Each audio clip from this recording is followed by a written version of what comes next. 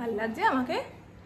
Good morning, শুভ সকাল। কেমন আছেন আপনারা সবাই? নিশ্চয়ই খুব ভালো আছেন, আমিও খুব ভালো আছি।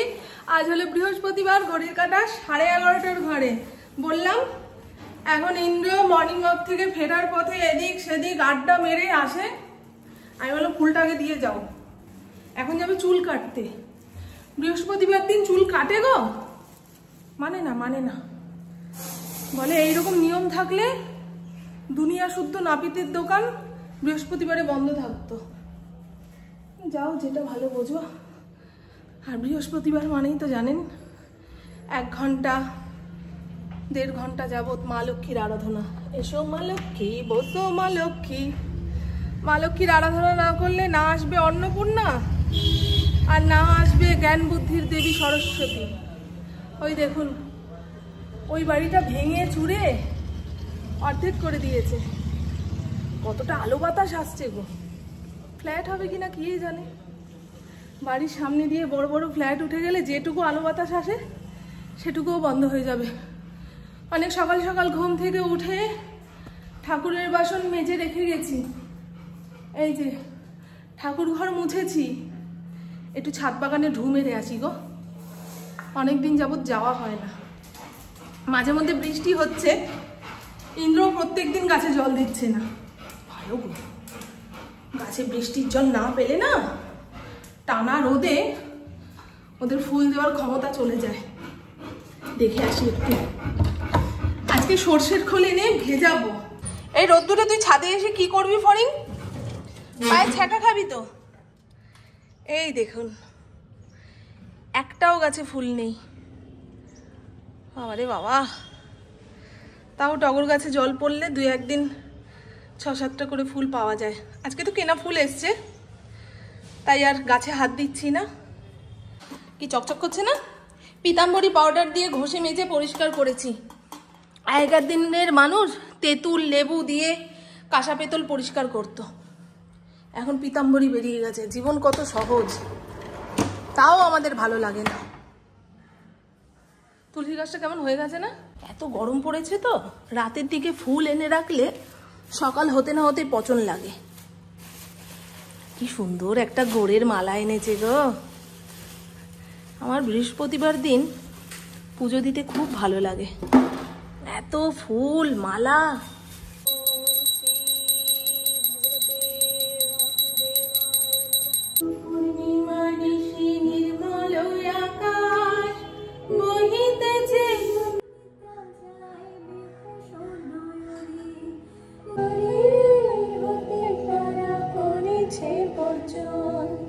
ইন্দ্র আবার শিব ভক্ত, জানেন তো। প্রত্যেক দিন স্নান ধান সেরে শিবের মাথায় জল ঢেলে যতক্ষণ না আকন্দ ফুল দিতে পারছে ওনার দিন শুরু হয় না, দিন ভালো হয় না। তাই আমি আমার পুজোটুকু করে আসলাম।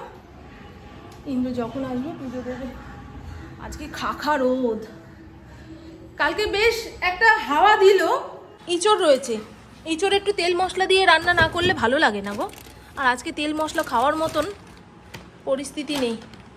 কালকে একটা বেশ হাওয়া দিল, মানে ঝড়ের মতো লাগলো। টিপ টিপ করে বৃষ্টি হলো, ব্যাস শেষ। এখানে রয়েছে পাট শাক। এই দেখুন, আপনাদের বুদ্ধি মতো পাট শাক ছাড়িয়ে একটা প্লাস্টিকে ভরে রেখেছি। টাটকা তাজা, ভীষণ মজা। আজকে পাট শাকটা ভাজবো। পাট শাকের ডাল খেতে ইচ্ছা করছিল গো। কি করব বুঝে উঠতে পারছি না। আমি না দুপুরে কি রান্না করব না করব ঠিক ডিসিশন নিতে পারি না। এমন রান্না করতে হবে যেটা ঝটপট আবার সবার ভালোও লাগবে। তাই ইঁচড়টা ভেবেছিলাম করব না, আবার ভাবছি না, একদম শুকনো শুকনো মাখা মাখা করে ইঁচড় আলুর তরকারি করি, টকের ডাল করি। আর ওই যে পাট শাক বের করলাম, পাট শাকটা রসুন ফোড়ন দিয়ে ভাজবো, ব্যাস। ও বকফুল এনে রেখেছে, থাক, কালকে ভাজবো। আজকে শরীরে শক্তি আছে, মনে জোর আছে। ইঁচড়টা রেঁধে বেড়ে রেখে দিই, বলা যায় না তো। ইঁচড় অল্প একটুই আছে, একবেলার হবে মনে হয়। ইন্দ্রকে আর ছাতু মুড়ি দিলাম না। ঘড়ির কাঁটা 12:30টার ঘরে। একটু পরে রান্না হয়ে যাবে, ও তাড়াতাড়ি চলে আসবে। তাই ছাতুর ঘোল দিলাম চিনি ছাড়া, লবণ লেবু দিয়ে। এই খেয়ে বেরো। আমার ইঁচড় প্রায় কাটাই হয়ে গেছে। এই দেখুন ভুচড়োগুলো ফেলে দিয়েছি, এগুলো দিলে না ভালো লাগে না গো। আর এই শুধু আটি আটি আর ইঁচড়ের খোসাটা নিয়েছি, এটা দিয়ে রান্না করব। দুপুরের রান্না বান্না কমপ্লিট। এই হলো ইঁচড় আলুর মাখা মাখা তরকারি। ইঁচড়টাকে প্রেসার কুকারে 2খানা সিটি দিয়ে নামিয়েছি, তারপরে তেলের মধ্যে ভেজে রান্না করতে গিয়ে দেখুন আজকে তরকারি তেল চুপচুপে। ইন্দ্র দেখেছে কি বলবে, রঘুবীর ভরসা। হালকা তেল মশলা দিয়ে রান্না করতে বলেছিল, আজকে মারাত্মক গরম আর আজকেই বেশি তেল পড়ে গেছে। তবে দারুণ খেতে হয়েছে ভাই, মাংস ফেল। আর এই হলো আমার একটা প্রিয় রান্না, মুসুর ডাল দিয়ে পাট শাকের তরকারি। এই একসঙ্গে ডাল সেদ্ধ করেছি, শাক ভাজার পরে মুসুর ডালটা তুলে একটুখানি ফুটিয়ে নিয়েছি, হয়ে গেছে আমার মনের মতো। আর একটুখানি জল দিয়ে আম দিয়ে ফুটিয়ে সম্বার দিয়েছি, হয়ে গেছে ইন্দ্রপুকুর মনের মতো। এই পোড়া গরমে একটু টকের ডাল আর উচ্ছে ভাজা কিংবা যে কোনো তিতা না হলে চলবে না।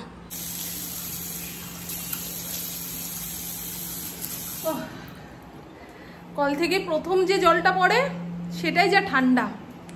এইবারে 2 সেকেন্ড বেশি চালিয়ে রাখলে ফুটন্ত জল, মুখেই দেওয়া যাবে না, মারাত্মক গরম। গরমের থেকে বড় কথা পোড়া রোদ। ওরে বাবারে, আজকে মানুষজন রাস্তাঘাটে বেরোবে কি করে? মানুষজনের কথা চিন্তা করছি, আমার প্রভুই তো বেরিয়েছে রোজগার করার জন্য, নাহলে হবে? একটা পুরুষ মানুষ পুরো সংসারের জন্য রোজগার করে, আর একটা মেয়ে যখন রোজগার করে তখন ভাবে শুধু আমার গয়না বানাবো, ভালো শাড়ি কিনবো। এই তো আমি যখন ইউটিউব খুলেছিলাম অ্যাডসেন্স নাম্বার চাই, তো সেখানে ব্যাংক অ্যাকাউন্ট দরকার থাকে। আমার সেই টাইমে ছিল, তবে সেই অ্যাকাউন্টটা আমাদের ব্যবসা বাণিজ্যের কাজে লাগতো। ইন্দ্র দিতে চাইনি, তখন ইন্দ্রকে বলেছিলাম যে আমাকে এই মুহূর্তে একটা অ্যাকাউন্ট নাম্বার না দিলে আমি প্রায় মরেই যাব। আমার এত এত রোজগার হবে, বিদেশ থেকে ডলার আসবে, কোথায় আসবে, শীঘ্রই অ্যাকাউন্ট নাম্বার দাও। তখন ওর ফেলানি একখানা অ্যাকাউন্ট নাম্বার আমাকে দিয়েছিল, সেটাতেই এখনো চলছে। ভাববেন না যে আমার টাকা পয়সা আমার ইন্দ্র নিয়ে নেয়। ভগবানের কৃপায়, ইন্দ্রর পরিশ্রমে, ইন্দ্রর যতটুকু আছে সেখানে আমার ইনকামের দিকে না তাকালেও তার চলবে। বুঝেছো প্রভু? আমি আমার বন্ধুদের এসে গেছে গো আমার বউ। হাতে করে কি নিয়ে এসছে? খালি ওষুধের দোকান থেকে ওষুধ নিয়ে আসে গো ওর লোকটা।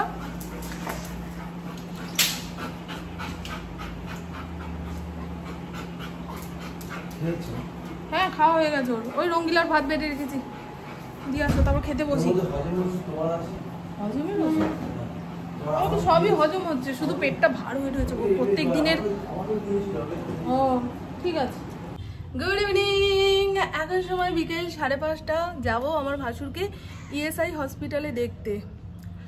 আমার ভাসুর আমাদের অফিসেই চাকরি করে, তা আমাদের অফিসে যতজন কর্মচারী রয়েছে সবাইরই ইএসআই হসপিটালের কার্ড বানানো, সেই কার্ডেই ওখানে চিকিৎসা হচ্ছে। আমি খালি হাতেই যাব, কারণ ইন্দ্র 2 বেলা আমার ভাসুরকে দেখে আসছে। সকালবেলায় যাচ্ছে কি ওষুধ লাগবে না লাগবে, কি খাবার দাবার লাগবে না লাগবে সেই সমস্ত জানতে, সেই সমস্ত দিয়ে আসতে। আর এই বিকেল 5টার সময় যাচ্ছে ডাক্তারবাবুর সঙ্গে কথা বলতে। এই টাইম নাকি ফাঁকা থাকে, তো ডাক্তারবাবুর সঙ্গে কথাও বলতে পারবে আর আমিও দেখে আসতে পারবো। আর 7টার সময় আরেকটা ভিজিটিং আওয়ার্স, সেই টাইমে আমার যা যাবে, তারপরে জায়ের বাড়ির লোকজন যারা যা দেখতে যাবার সেই টাইমেই যাবে। তো চলুন। ইন্দ্র ঘুমিয়ে পড়েছিল, ইন্দ্র চেনা জানা লোক আছে, তো ডাক্তারের সঙ্গে কথা বলার জন্য যখন তখন ঢুকতে পারবে, কিন্তু আমাকে যদি ঢুকতে না দেয় টেনে হিঁচড়ে তুললাম। তুই বলছিল যাবো, আমি গিয়ে দরকার নেই, কাল পরশুর মধ্যেই বাড়ি চলে আসবে, বাড়ি আসলে তুই একবার দেখে আসিস। বলছে ঠিক আছে। কি বলেন তো, হসপিটালে দল বেঁধে রোগীকে দেখতে গেলে যে রোগী ঠিক হয়ে যাবে তা নয়। রোগীর যে কঠিন সময় চলছে সেই সময়টার যেন সাক্ষী অনেকেই থাকে, সেই কারণেই রোগীকে দেখতে যাওয়া। রোগী একটু মনের জোর পায় যে না, এই কঠিন সময়ে তার বাড়ির লোক, তার কাছের লোক তাকে দেখতে এসছে। কারণ পুপু যখন হয়েছিল সেই সময় আমি 45 দিন মেডিকেল হসপিটালে ভর্তি ছিলাম। আমার বাড়ি থেকে মেডিকেল তো অনেক দূর, তা প্রত্যেক দিন কেউ যেত না বললেই চলে। ইন্দ্র একদিন পর একদিন যেত। তা সবার বাড়ির লোক যখন এই বিকেলবেলায় রুগীদের দেখতে আসতো আমার খুব মন খারাপ লাগতো। আমি দরজার দিকে তাকিয়ে বসে থাকতাম যে আজকেও কেউ আসেনি। কেউ দেখতে গেলে ভালো লাগে। এবারে আমি খালি হাতে আমার বাসুরকে দেখতে যাচ্ছি, এই নিয়ে কিন্তু কচকচ করবেন না। কিছু বাড়ির বউ হয় মাতব্বর, তাকে সমস্ত কর্তব্য পালন করতে হয়, সমস্ত দায়িত্ব পালন করতে হয়। আর কিছু বাড়ির স্বামীরা হয় মাতব্বর, তারা একাই 100 কি 250, তারা যেটুকু করে দেবে তার উপরই আর কিছু করতে হবে না। বোঝাতে পারলাম ঘটনাটা? আমার ইন্দ্র যেটুকু করার করে দিয়ে এসছে, এরপরে কিছু বলতে গেলে করতে গেলে বলবো ও আমার থেকে তোমার বেশি দরদ, তাই না? আমার দাদা আমি বুঝি না, তুমি সব বোঝো, আমার মা আমি বুঝি না, তুমি সব বোঝো। এইভাবে বলবে না, মানে বলবে, ভাববে। আমি ওর ভাবনা চিন্তা সব বুঝে নিই গো। 21 বছর সংসার করছি তো, না 22 বছর, সরি। কমিয়ে বলতে আমি নিজেও ভুলে গেছি আমার দাম্পত্যের বয়স এখন কত। যত কমিয়ে বলা যায় আর কি। দাম্পত্য যত পুরনো হবে, স্বামী স্ত্রীর প্রেম তত বুড়ো হবে। চলেন এসে ভিডিও আপলোড করব। দুপুরে 1 ফোঁটাও শুইনি গো। ভিডিওটা এডিট করলাম, আপলোডে বসাবো, তখন মনে পড়লো এই ইন্দ্রকে ডেকে দিই। বাবা এখনো কি গরম গো, সারাদিন তাপানো রোদ ছিল তো, এই তাপ কমতে কমতে রাত্রির 8টা, 8:30, 9টা বেজে যাবে। টাটা, বন্ধ করে দিলাম বাবু। ফড়িংকে ঠিক টাইমে খেতে দিয়ে দিস, যদি আসতে দেরি হয় তো। বাবাই তো বললো 7টা, 7:30টার মধ্যেই চলে আসবে। এখন আর লাভদড়ি খুঁজতে পারবো না এদিক ওদিক সেদিক। বাহ, বাড়ির বাইরে বেরোলেই এটা আনবে, সেটা আনবে, ওটা আনবে, কিছু না পেলে কুড়কুড়ে আনবে। এবার থেকে আস্তে আস্তে পা টিপে বাড়ির বাইরে বেরোবো।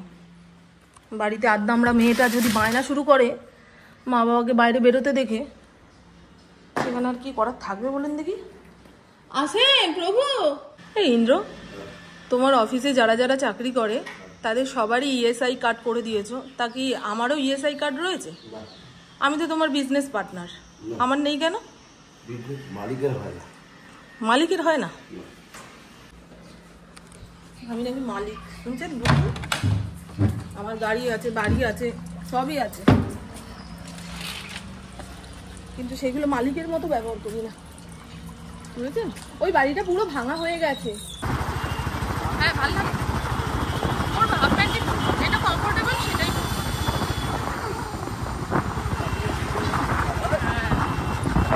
শুধু মন্দিরে কিংবা কোনো অফিসিয়াল কাজে হাফ প্যান্ট পরে যাবে না, তাহলেই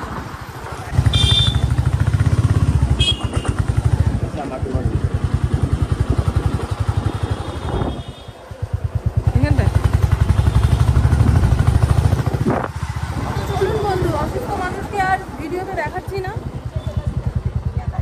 বাড়ি গিয়ে আপনাদের সঙ্গে কথা হচ্ছে।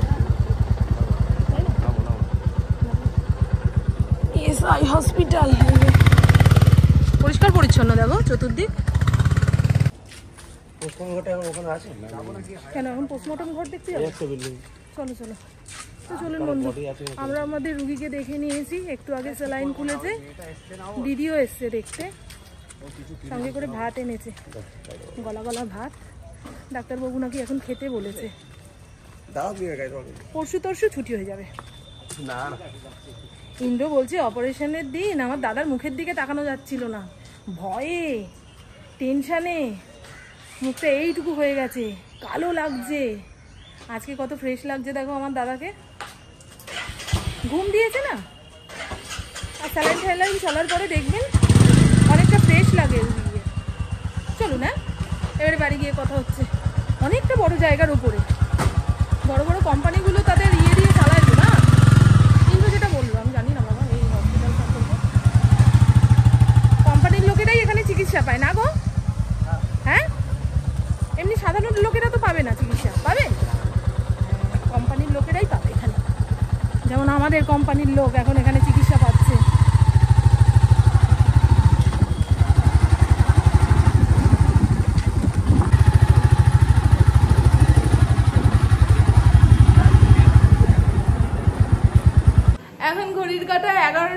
ঘরে একটা বাংলা মুভি দেখছিলাম, দেখতে দেখতে খেয়াল নেই রাত কতটা হলো।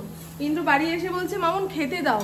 তখন মনে পড়েছে এই রে যেটুকু ইঁচড়ের তরকারি রয়েছে সেই দিয়ে তো আমাদের 3 জনের হবে না, একটু আলু ভাজতে হবে। এখন আলু কেটে কুটে ভাজতে বসিয়েছি, আর 5-10 মিনিটের মধ্যে ভাজা হয়ে যাবে। কেমন লেগে লেগে যাচ্ছে গো। এই কড়াইটার মধ্যে ভাজলে খুব একটা লাগে না, তেলটা না গরম হতে দিয়ে দিয়েছি তো একটু লেগে লেগে যাচ্ছে, কষ্ট করে ভাজতে হবে। আর এতদিন পরে আমার মারাত্মক গরম লাগছে, মারাত্মক গরম লাগছে, আগুনের পাশে যেতে পারছি না, সেই জন্য আরো গড়িমসি লাগছিল। খালি মনে হচ্ছিল ওই দিয়ে চালিয়ে দিতে পারলে আমাকে তো আর উনুনের পাশে যেতে হবে না, কিন্তু হয় না গো, সবসময় সব রকমভাবে হয় না। আর দাদাকে দেখে আসার পরে ওই আশেপাশে যে সমস্ত রুগীগুলো ছিল, কারোর হাত কাটা, কারোর ঠ্যাং ঝোলানো, কারোর পেটের মধ্যে ব্যান্ডেজ করা, এই সমস্ত দেখে এসে না ঠিক মাথা মস্তিষ্ক কাজ করছিল না। প্রভুকে তাই বললাম না গেছিস ভালো করেছিস। তো চলুন বন্ধু, আমার বকবক আজকের মতন এইটুকুই। আপনারা সবাই খুব খুব খুব ভালো থাকবেন, নিজের শরীরে খেয়াল রাখবেন, সুস্থ থাকবেন, আর অল টাইম স্মাইল করতে হবে। টাটা, খুব ভালো থাকবেন। এটু বাসন ধুয়ে গামলার মধ্যে উপর দিয়েছি, আর ফড়িং খেয়ে দিয়ে এসি ঘরে চলে গেছে। আজকে এসি না চালালে রাতে ঘুম আসবে না, মারাত্মক গরম লাগছে। আমি তো আশায় ছিলাম আজকেও একটুখানি ঝড় বৃষ্টি হবে, সেটা ক্যামেরা বন্দি করে আপনাদের দেখাবো। কোথাকার কি পান্তাপাতে কি, বাবা রে বাবা, এখনো যেন সেই দুপুরের তাপটা জানলা দিয়ে ঢুকছে, এইরকম গরম, মারাত্মক গরম লাগছে আজকে। এই এতদিন পরে আমি গরমটা ফিল করতে পারছি জানেন। আর তার উপর আবার এই আগুনের পাশে দাঁড়িয়ে দাঁড়িয়ে আলু ভাজা, আমি কেন মরি না। এই দেখো আগুনটা আস্তে করে দিয়েছি, এবারে আর লাগছে না। এই দেখো, দেখে দাও, বুঝলেন, উঠে যাচ্ছে। একখানা ননস্টিক কড়াই কিনতে হবে আমার, অল্প তেলে ভাজাভুজি করার জন্য।